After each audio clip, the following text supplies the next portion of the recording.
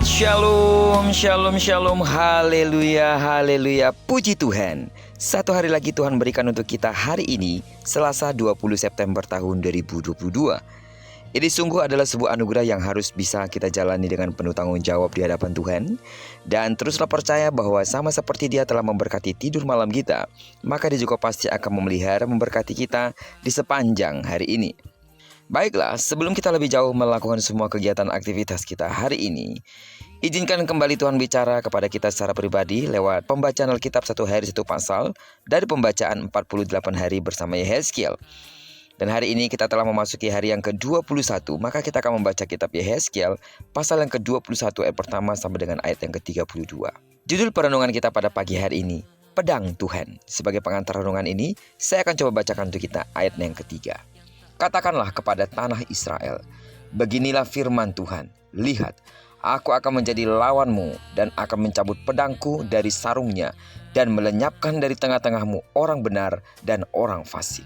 Jika satu bangsa berperang dengan bangsa lainnya, maka persentase menang pastilah 50-50.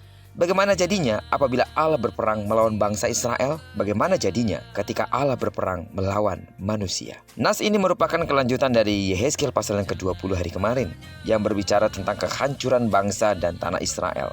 Jika dalam nas sebelumnya murka Allah dilukiskan dengan kiasan api, maka dalam perikop ini amarah Tuhan digambarkan seperti pedang pembunuh. Istilah api dan pedang memiliki fungsi yang sama, yakni memusnahkan dan membunuh. Allah menggunakan kata pedang untuk memperlihatkan bahwa dirinya mengangkat bendera perang.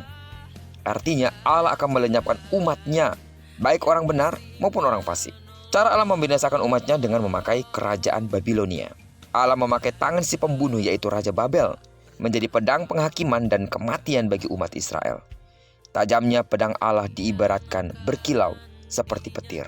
Saking hebatnya penderitaan yang bakal dialami bangsa Israel, Allah memerintahkan Yehezkiel mengerang kesakitan dan berkabung. Sebab pedang kematian Allah akan membabat orang-orang fasik. Allah melakukan pembersihan sampai tuntas, agar tidak ada satupun kefasikan yang tersisa bagi bangsa Israel. Walau seluruh wilayah Israel telah dihancurkan Allah menjadi puing-puing, namun Ia mampu membangun kembali kerajaan Daud dari timbunan puing tersebut. Kerajaan itu Allah titipkan untuk sementara bagi mereka yang setia kepadanya, sampai tiba ahli waris yang sejati untuk mengambil alih kuasa dan memerintah kerajaan tersebut. Sidang jemaat Tuhan, lewat perenungan kita pada pagi hari ini, Tuhan sedang mengingatkan kita kembali bahwa Allah kita murah hati dan panjang sabar. Namun meski demikian, Ia tidak pernah menolerir orang yang terus-menerus hidup dalam kubangan dosa. Sebab akan tiba saatnya Allah akan mendatangkan hukuman atas mereka yang nyaman dalam keberdosaan.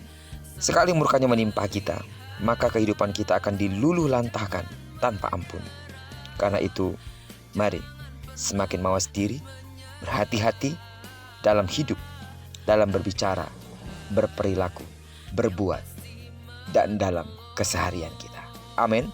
Tuhan kiranya memagari kita terus dengan kuasa-Nya dan Roh Kudus bekerja di dalam hati kita, menginsafkan kita akan segala dosa dan kelemahan-kelemahan kita, supaya kiranya murka Allah dilalukan dari kita. Diberkatilah kita sepanjang hari ini, digenapi firman yang telah berjanji bahwa apa yang dikerjakan tangan kanan dan tangan kiri kita dibuat dan berhasil. Amin. Kemanapun kaki kanan dan kaki kiri kita melangkah, karena kita telah menyerahkan diri kita sepenuhnya ke dalam tangan pimpinan Tuhan, maka di sana pasti kemuliaan Tuhan akan dinyatakan. Doaku terus bagi seluruh sidang jemaat Tuhan, kiranya kasih kemurahan Allah melimpahi hidupmu senantiasa di sepanjang hari ini. Diberkatilah kita bersama dengan orang-orang yang kita kasihi, serta bersama dengan orang-orang yang kita cintai dimanapun mereka berada. Terpujilah nama Tuhan. Shalom.